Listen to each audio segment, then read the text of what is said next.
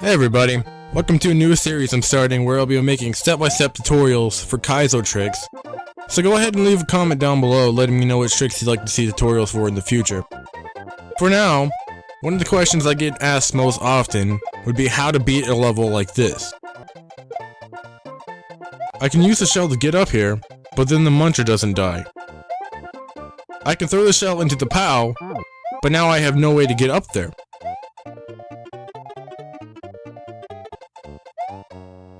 In order to beat this level, we will need to use a trick dubbed the weird shell jump.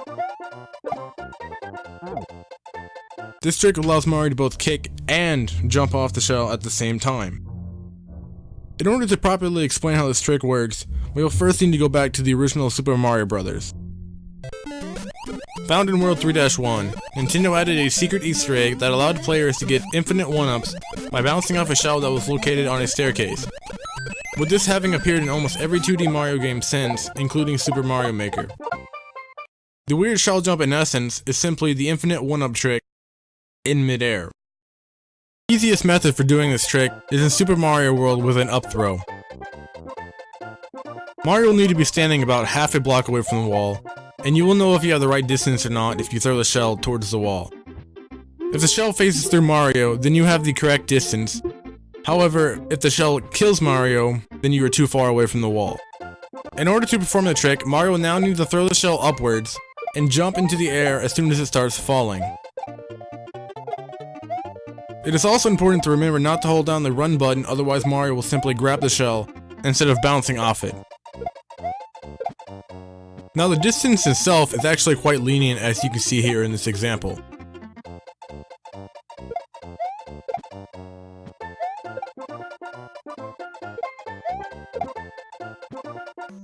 Now for every other game style, we will need to use the drop method.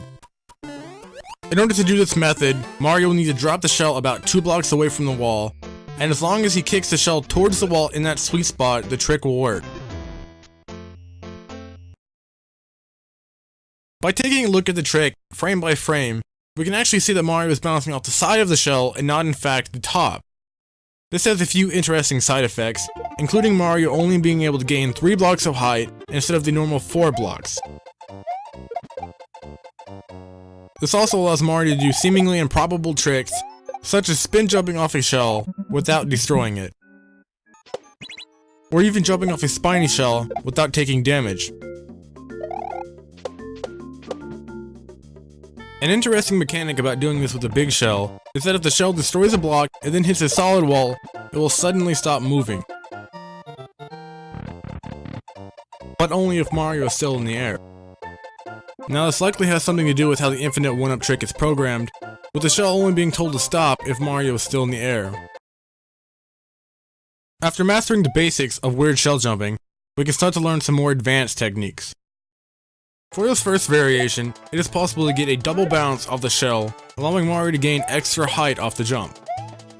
To do this trick, you will need to jump onto the shell, do a small bounce, and then immediately repress the jump button in order to do a full bounce off the second jump.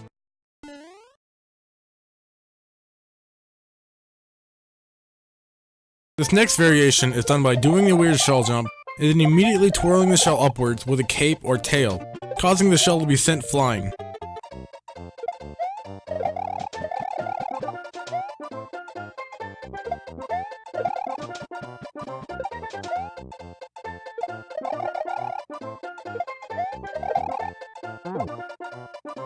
This variation is a combination of both the weird shell jump and the diagonal drop kick.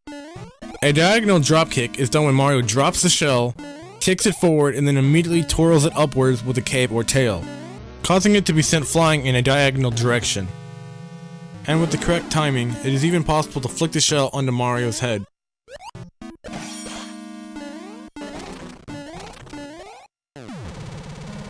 Or even reclaim the shell after bouncing off it if you're playing the original Super Mario Maker. The final variation I'm going to be going over is the Yoshi Regrab.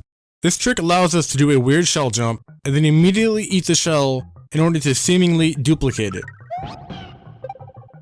The basis of this trick is exactly the same as the spin jump variation from earlier in this video, except with Yoshi.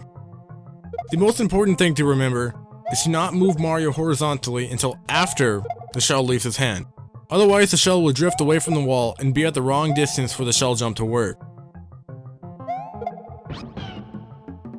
Once Mario throws the shell, start moving to land on Yoshi, and after getting the hang of this, as soon as you land on Yoshi, immediately jump into the falling shell to perform a weird shell jump.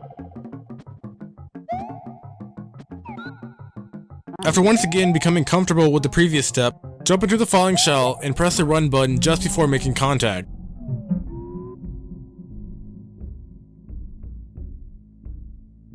If Yoshi eats the shell without bouncing off it, then your timing was too early. If Yoshi bounces off the shell without eating it, then your timing was too late. This trick can be pretty hard to learn at first. However, once you get the hang of it, it's a pretty consistent trick, and in my opinion, it's much easier than most tricks at this difficulty level. For anyone that wants to practice these tricks, I have created a training level, and I've included a clear video at the very end if you need it for reference.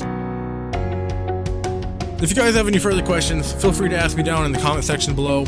If you enjoyed the video, consider subscribing and sharing this with someone who's trying to get into learning Kaizo to help me reach 5,000 subscribers. And as always, thanks for watching.